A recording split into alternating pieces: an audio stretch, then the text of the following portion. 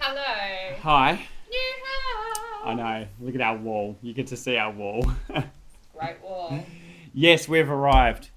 We've been on an interesting journey and we thought we'd share some of the learnings of our journey. So, for the last 2.5, let's round it up, 3 weeks, we have been on the road between houses. The Yes. house we left in Melbourne Yes. and the house you now where we are in Queensland. We'll give you a tour one day when we get it cleaned up. By the way, it's in a tropical climate, and Things grow. the house settled a month before we got actually come in here, and things grew like crazy.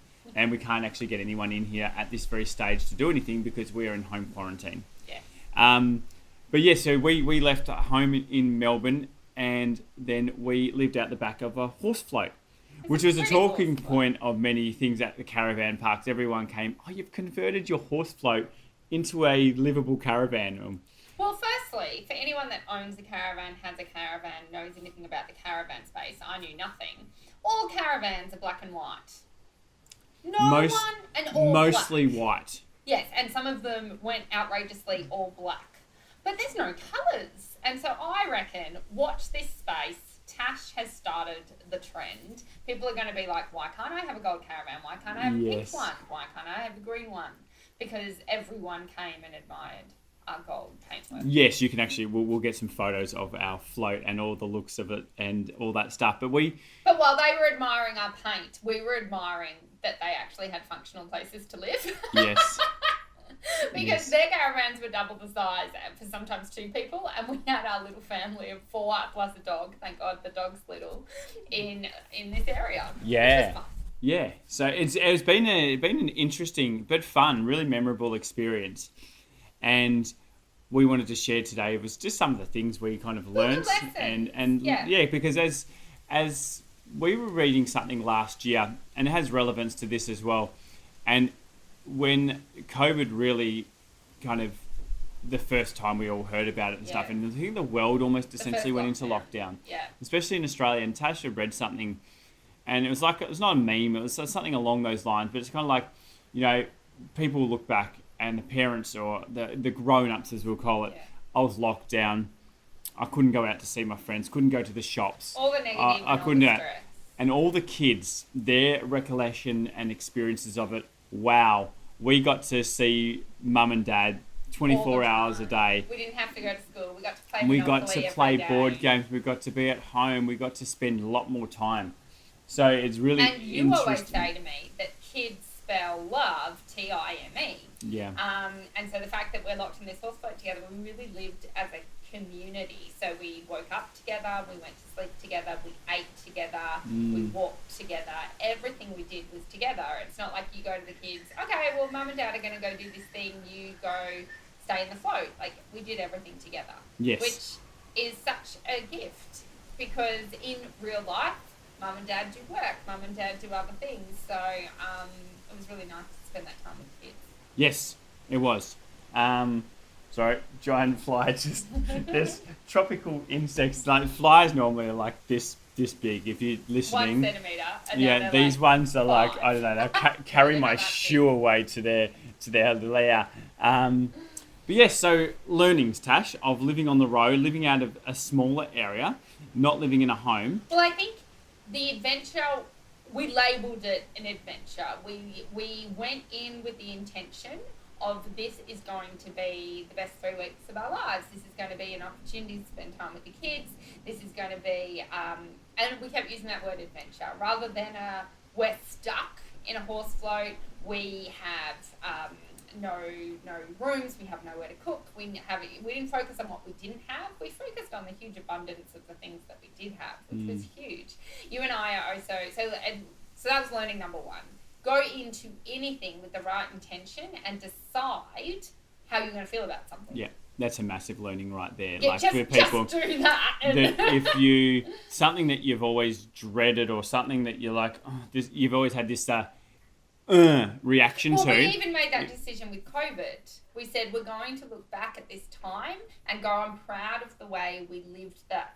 At that time, we thought it was going to be 6 months, but we're really proud of the time that how we did that, because the 6 months is going to pass. So you can either whinge and moan about how you want things to go back to normal and how you don't like it and how bad it is, or you can decide that this is going to be the best 6 months of your life.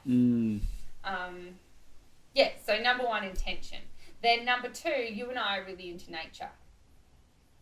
Like Yes. we recharge from Yes. nature. We Yes. know nature can give us power. Nature can make us feel certain ways. Yeah. So I knew it didn't matter how bad our horse float was, as long as we could walk out of the horse float and be in an environment that recharged us. Yes. We obviously travelled up the east coast of Australia, very close to the vicinity of the ocean. Well, that was And that again was, with intention. yes. Not chance. Oh, it was I knew there was many ways to get to Queensland, and I said we're going near the ocean. essentially two. But it was really nice. It's just nice that you can get out of your living area in the morning and just walk a few seconds away to the beach. And along the beach, barefooted, there's something about walking barefooted, connecting back with nature or the earth. As they say, as a health kind of point, there is something about walking without socks and shoes on to decharge your body, getting rid of negative ions. And, in the day, at a time where we have electrical devices all around us in the Wi-Fi and the other signals, mobile phones, computers and stuff like that, being able to connect on Earth is a massive thing. Why do they, whenever they do electrical lines, why do they actually still put an earth wire into the Earth?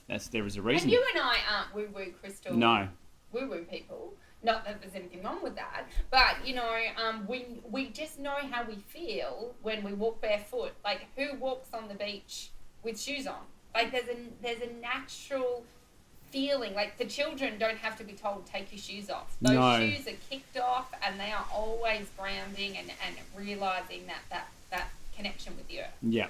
And I don't understand it. I don't really know what it is. I just go off. How do you feel? Better. Yeah. What is the feeling it gives you? Yeah, and then being on the way, then the next thing about why the beach is so cool, so the grounding from the sand, but there's something about the power of a wave. I don't get the same feeling. I get a different feeling from a lake or a bay where the water is still and the water is just there, and that's more a serene experience, where the ocean reminds me of my power and of my strength and of my how insignificant I am, because oceans are really big and they can create these really big tides and waves, and how and you've got all the sand, and there's a million, zillion, billion pieces of sand, and you're just one of those, So but that was, I think, a huge part of why we could make this trip an adventure and fun, because we kept recharging out there, and our kids recharged out there, because our kids didn't have, there's no TV, there's no internet, there's no anything. So we did 3 visits to the beach, sometimes 4, and the kids, quite cold, were as we were coming up, but they would always play in the water. So that was learning number 2. Part number 2. Number 3, I want to talk about is I was going to say the adaptability of humans to their environment and their where they live and stuff like that, and almost that you can go back to a minimalistic lifestyle. What most important to you, what is it? And a lot of people, it is the connections or relationships or whatnot, and living in, I think the inside area would have been like 1.5 meters wide. We measured it. It's 2 meters wide inside, and the length of the thing was maybe 4 meters or something, like 4 or 5 meters. But I wore the same clothes. Like, I had 3 outfits that I went through, and then we all just had 7 pairs of undies, and that was it. We did the washing once a week. But very quickly I found we could go from like a house where there was 3 bedrooms, a bathroom, shower, 2 living areas, and space, to being in here and going, this is fine. This is, we don't need all the... For everyone wondering, we did upgrade to the spa suite. Okay, you can explain the spa suite. We at the caravan parks, you can get a powered site, which means you can plug in and have electricity, which we did do. We're not that minimalistic. No.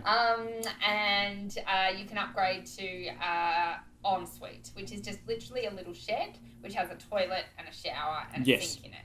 Yeah. And we were like, Just enabled we'll us. take the upgrade. It just enabled us to have our own area where the kids could go and feel comfortable to going to the bathrooms and the toilets. You know, they're only 6 and 7. And we used it as our storage area. Yeah, we would unpack there. the float or the living area each time, put our stuff in there. But I found that we're very adaptable to our environment very, very quickly. And it felt fine. Like as Tash and I were saying, we could have gone around for like a year like that.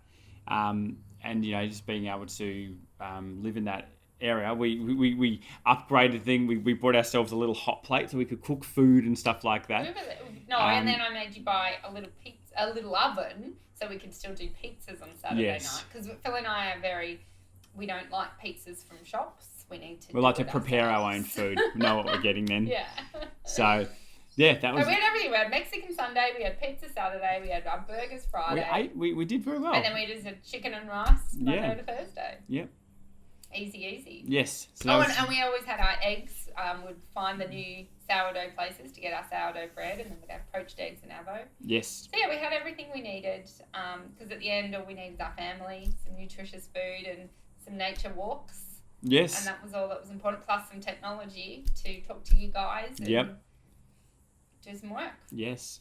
All right. Lesson number 4, which I have not still learnt. You've mastered it, but yes, you always think you're better than me.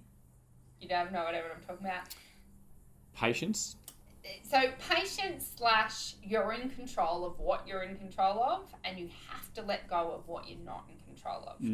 So the whole letting go of what you're not in control of makes me angry, which means I haven't really let go, have I? So what I'm talking about is obviously the whole reason we were in this horse float is because the state that we wanted to move to had a quarantine requirement and was basically not letting us in. And they were saying they're going to let us in either if they call you and allow you to home quarantine, or when they reach 70% double vaccination status. And the date that will happen depends on other people, so we can't really tell you the date. So I think people know me well enough, you know me so well. Everything is planned, everything's according to the diary, everything is according to the planner. And here was me with this open plan, this open diary, where I was like, I don't know. Maybe we'll be in the house by December, maybe we'll be in the house by January, maybe we'll be in the house tomorrow. I don't know. Which I found increased my stress levels and increased therefore when your stress is high, you're not as patient, you're not as tolerant, you're not as easygoing. I was, strung very tight. So anytime something went wrong or anytime something wasn't how I wanted it to be, it didn't go so well with me. And that's what was your learning here? To when things are out of your control, there's things that you can't control. Well, it was just things. So I know I can only control my reaction to what is happening. I can't control actually what is happening, only my response to it. And I know this. And I know reacting in a stressful way doesn't help. I know there is no point to waste all my emotions. I have a lot of emotion that I waste on things that I can't control and things that I can't influence. So to me, I didn't learn. I've learnt. To know and not to do is not to know. So one of my favourite things. I know of this. But the universe just kept saying, hey, Tash, still haven't learnt this. I'll just give you another opportunity to practice it, And I think within the 2 to 3 weeks, there was times I did practice it. You can't say for 3 weeks I was stressed and upset and I didn't whinge and moan every day. Phil, we don't know what's happening tomorrow. I would be silent, and there was moments where it was like, oh, it'll be what it will be, and we're flowing down the river, and it's all fine. There was or you can correct me. No. There was moments, and then there was moments when it all compounded, and I would have my moment of I need to know what's going to happen. Why is this happening? Rah, rah, rah, rah, rah. Yeah. So to me, I think that's the whole purpose that I'm on the planet, to learn this lesson. If you're into why, past lives and lessons and all these things, I think that's and that's why I'm partnered with you, because you're like, nailed it. So you just constantly try. Yeah, well, my reaction to the events, because Tash would be like, why aren't you stressed? Why aren't you jumping around? And I say, well, if something happens, there's just two things. It's either, so we're waiting to work out whether we're going to cross over the border the other day, and it was raining, and we went to a very small airstrip where the plane lands on a grass airstrip and takes off from there, and if it's wet, she can't land. The plane couldn't land because it would obviously or take off. Too slippery. And Tash is pacing around and a little bit stressed, and just, why aren't you? No, we have to, before you go into this bit, we have to paint the picture. It's raining. Yes. The only place that has a little undercover area is the entrance to the toilets. So I'm sitting in a deserted airstrip. There's no one else around except for an airstrip and toilets, pouring with rain. It's getting dark. Can I enhance the story? It wasn't getting dark, but it was 4:30. And it was going to get dark by 6:30. Mm-hmm. And I don't know if this pilot's going to land and turn up. The taxi's left, and I just felt very unsafe and very alone. And I think I said to you, we're sleeping in the toilets tonight. Yeah. Yeah. But I was having a very stressful reaction. Please talk about what your mind was doing. No. I just said the way I react to the event is, we're either going to get on the plane, it's either going to happen, or it's not going to happen. So two outcomes. Yes. And one of those outcomes is not good. There's just two outcomes. There's neither good and there's neither bad, I believe, for these ones. There's just... But there wasn't good. But this is why you're so much better. And now, because I can see, from my perspective, it's wasted energy if I stress about it. And that's for me. It may be different for other people. But for me, I'm like... No, I don't want to waste energy because it's either going to happen or it's not going to happen. And either one we deal with and we move forward and we embrace it. And to be fair, we had reception. We would call a taxi back. We would take it. It was interesting. Town. We just got dropped off by a taxi, which was 30 minutes away to the kind of bigger town. And he says, as he's leaving, he's like, "You guys all right?" Because it started sprinkling with rain. The other people that were at the airport had just left also, but we're like, sure. Yeah, I find with any stressful, that people could perceive a stressful situation, that when you allow stress, I think then it can cloud your thinking. So to just be okay with whatever happens, big fly, that serves me. No, and this is why I'm so glad you're my partner in life. I love you to pieces, and I'm so grateful for and I think I've seen you, I told you this earlier, you've leveled up this how you show up. You weren't this 3 years ago. You were an aspect of this, but you've really leveled it up this year, I think, because of our trainings and because of everything else. There's a whole separate thing about some power training and just saying the rain shall now stop and the sun will come out and the clouds will part. But that's different. It feels so powerful that he can stop rain. Whereas I'm just running around creating... It's raining! And he's like... Shh. It's almost an analogy for Tash is running around so much that she's creating the storm, and I'm trying to be the sun, and the clouds, it just parts. You know that sound? And then the music starts. And to be clear, it did. Literally, he stopped the rain, the clouds went away, the sun came out, the pilot landed. I ran over to her. I was like, "Why are you running?" And I'm like, "Can we leave?" And she's like, "Of course." And I was like, "Oh, yeah." Then you took a breath. Yes, my first breath. Very oxygen deprived. But I think that lesson, as we said, it's not something that you can tick off. Oh, do you know what 2 + 2 is? Equals 4. Tick, you've learnt the lesson. Life doesn't really do that, I find.